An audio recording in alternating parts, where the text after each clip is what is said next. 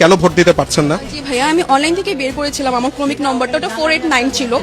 দেন ওরা ওখান থেকে বিভিন্ন এজেন্টও বের করে দিল, ওটা আমার ভোটার আইডি কার্ডের নাম্বার সাথে মিলে সেম আসছে অনলাইনের সাথে। বাট আমি যখন আমার কেন্দ্রের রুমে পৌঁছালাম তখন 489 একটা ডিফারেন্ট ইন্ডিভিজুয়াল ছিল। আচ্ছা, আপনি তো কেন্দ্রের ভিতরে গেছিলেন, পরে বলছে কি ভোট দিয়ে দিছি। আপনার হাতে কোনো কালি দাগ টাগ আছে, আপনি ভোট দিয়েছেন না? দেখি। ত্রয়োদশ জাতীয় সংসদ নির্বাচনে বিএনপির বিজয়ের পরিসংখ্যান পর্যালোচনা করলে যা বোঝা যায় তা হলো দেশের সবচেয়ে বড় রাজনৈতিক দল আওয়ামী লীগের অনুপস্থিতিতে বিএনপির প্রাপ্তি মাত্র 213টি আসন, যেখানে খালি মাঠে তাদের পাওয়ার কথা ছিল 270 থেকে 280টি আসন। এই বিশাল পার্থক্য প্রমাণ করছে যে আওয়ামী লীগ না থাকলেও বিএনপি জনমানুষের প্রত্যাশিত সমর্থন পায় না বা পায়নি। অন্যদিকে জামায়াত এনসিপি জোটের 76টি আসন প্রাপ্তি তাদের প্রকৃত রাজনৈতিক শক্তির তুলনায় অপ্রত্যাশিত বিজয়। মাত্র 5-7% জনসমর্থনের দল জামায়াত ইসলামী কিভাবে বিএনপির সঙ্গে এভাবে প্রতিদ্বন্দ্বিতা করলো, এটি বিশ্লেষণের দাবি তো অবশ্যই রাখে না বলেন?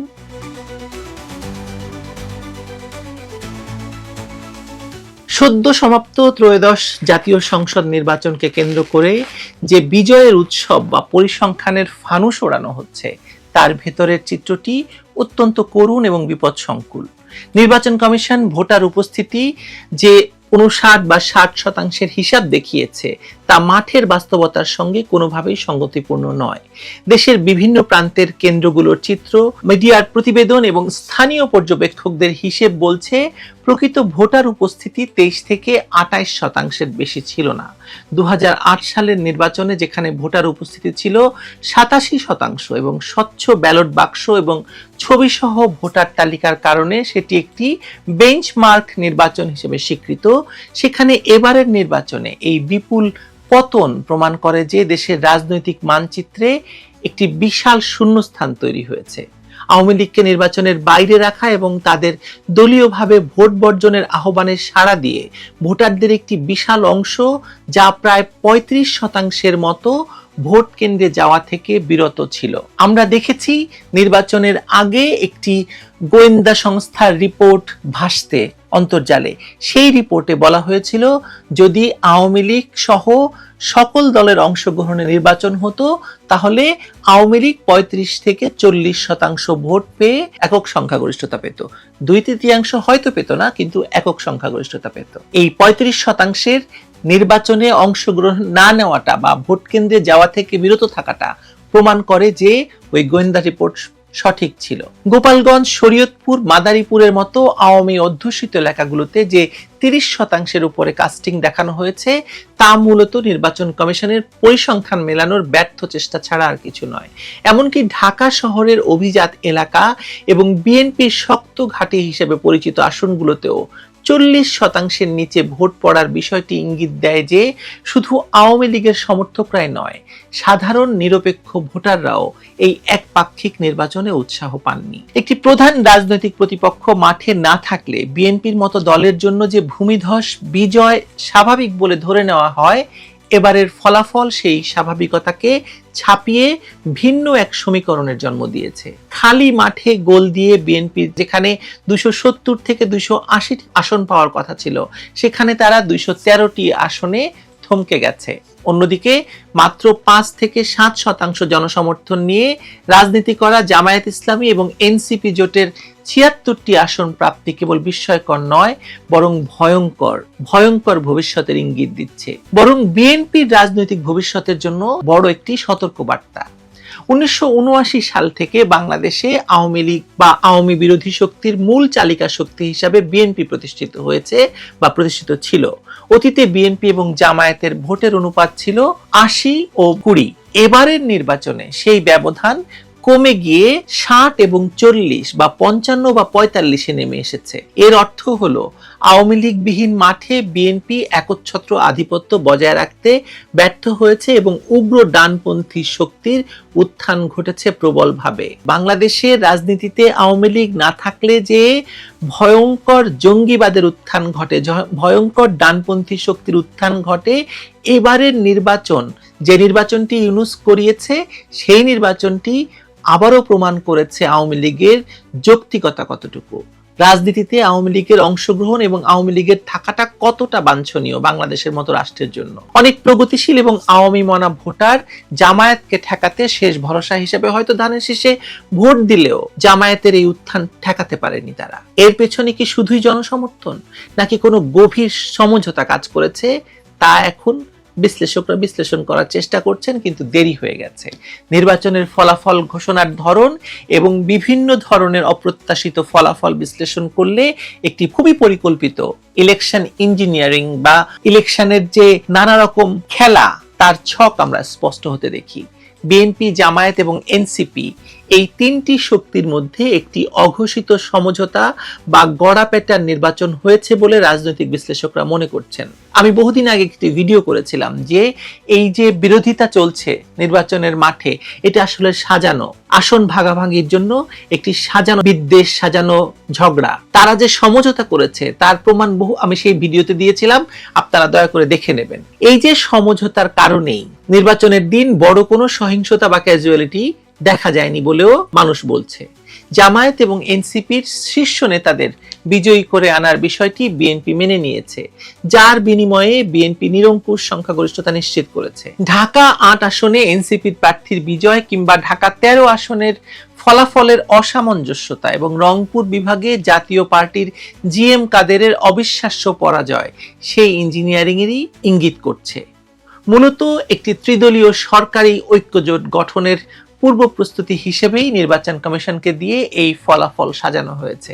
জামায়াতকে সংসদে প্রধান বিরোধী দলের আসনে বসানো এবং এনসিপিকে ক্ষমতার অংশীদার করার এই ব্লুপ্রিন্ট বাস্তবায়নে নির্বাচন কমিশন অত্যন্ত স্মার্টলি কাজ করেছে এবং এটা ডক্টর ইউনূসের মাথা থেকে এই মেটিকুলাস ডিজাইন বেরিয়ে এসেছে। ফলত যে দৃশ্য আমরা দেখতে পাই তাতে নির্বাচন সুষ্ঠু মনে হলেও এটি 1979 সালের আদলে একটি নিয়ন্ত্রিত নির্বাচন।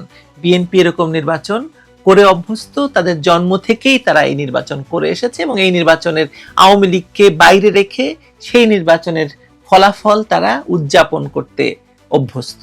এই নির্বাচনের মাধ্যমে আওয়ামী লীগকে রাজনৈতিকভাবে অপ্রাসঙ্গিক করার যে চেষ্টা ইউনূস সরকার এবং তার মিত্ররা করেছিল তা কার্যত বুমেরাং হয়েছে। আওয়ামী লীগের নো ভোট প্রচারণা এবং তাদের সমর্থকদের ভোট বর্জন প্রমাণ করেছে যে দলটি ক্ষমতার বাইরে থাকলেও তাদের সাংগঠনিক ভিত্তি এবং জনসমর্থন অটুট রয়েছে।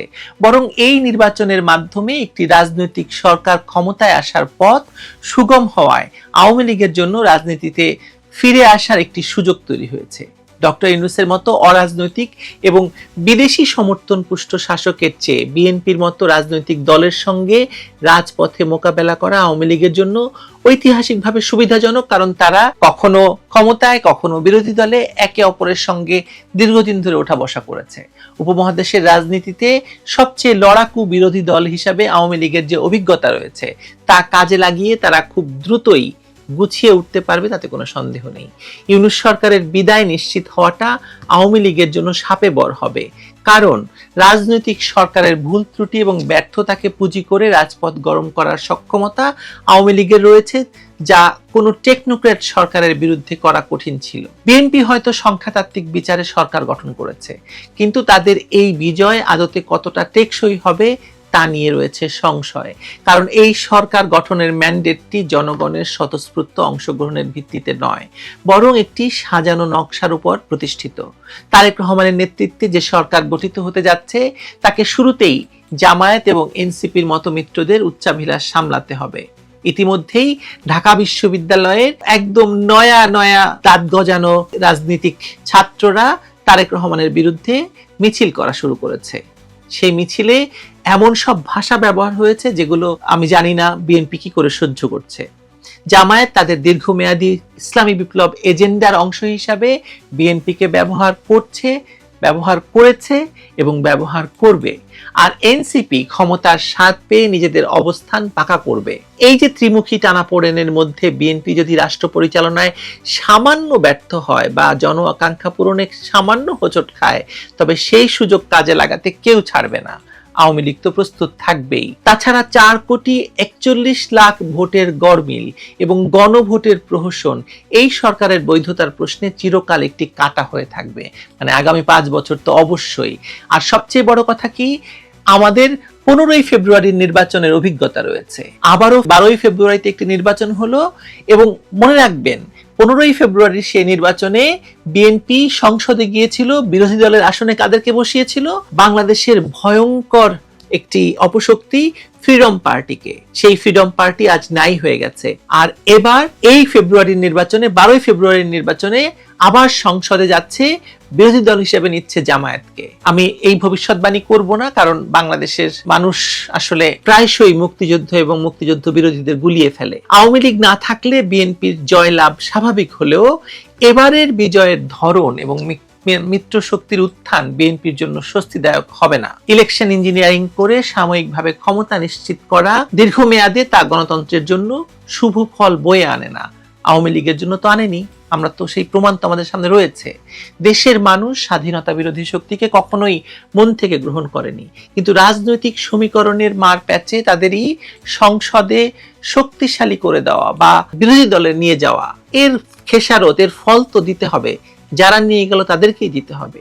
আগামী দিনগুলোতে ইনকিলাব জিন্দাবাদের স্লোগান ছাপিয়ে যদি ইলেকশন ইঞ্জিনিয়ারিং এর রাজনীতি মুখ্য হয়ে ওঠে, তবে তা দেশকে নতুন সংকটে ঠেলে দেবেই দেবে। আওয়ামী লীগ ছাড়া বিএনপি জিতবে, হ্যাঁ জিতবে, পরিসংখ্যানগতভাবে স্বাভাবিক সেটা, কিন্তু এটি রাজনৈতিকভাবে সহজ বা নিরাপদ নয়। কম অংশগ্রহণ, বিতর্কিত সংখ্যার উপর দাঁড়ানো ম্যান্ডেট, জোটের ভেতর মতাদর্শিক টান, কমিশনের আস্থাহীনতা, রাস্তায় শক্তিশালী প্রতিপক্ষের প্রত্যাবর্তন, এই 5টি ফ্যাক্টর বলে দিচ্ছে এই জয় যেমন ঝুঁকি ভরা তেমনি সুযোগও। হয়তো বিএনপি যদি জোট চাপ সামলে ইশতেহারের হার্ড রিফর্মে দৃঢ় থাকে, প্রশাসনিক নিরপেক্ষতা এবং আইনের শাসনের সিগন্যাল দেয় এবং নির্বাচন পরবর্তী সৌজন্য এবং আস্থা পুনর্গঠনে বাস্তব পদক্ষেপ নেয়, তবেই এই জয় ম্যান্ডেট রূপ পাবে। অন্যথায় আওয়ামী লীগ না থাকলে বিএনপি জিতবে, এই স্বাভাবিক পরিস্থিতি দ্রুতই উল্টে এক অস্বাভাবিক অনিশ্চয়তায় পরিণত হবে। মিলিয়ে নেবেন আপনারা। অনেক কথা বলেছি এর আগে, সব যে মিলেছে তা নয়, কিছু তো মিলেছে। যা মিলেছে তা ভয়ঙ্কর। আমরা একটা ভয়ঙ্কর সময় পার হয়ে এসেছি, কিন্তু সামনে যে খুব সুসময় অপেক্ষা করছে তাও নয়। ভালো থাকবেন সবাই।